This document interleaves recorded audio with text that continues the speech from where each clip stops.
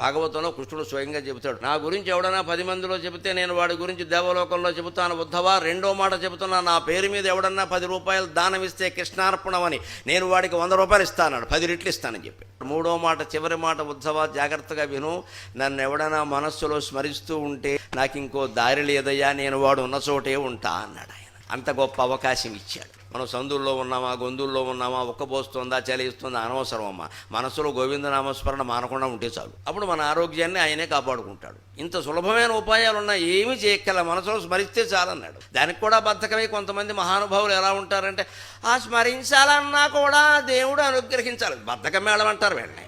ఆకలిస్తే అన్నం తినట్లా, ఉప్మా తినాలన్నా కూడా దేవుడు అనుగ్రహించాలని నోరు మూసుకుంటున్నావా? 2 కేజీలు ఉప్మా లాగించేసావు ఇక్కడ.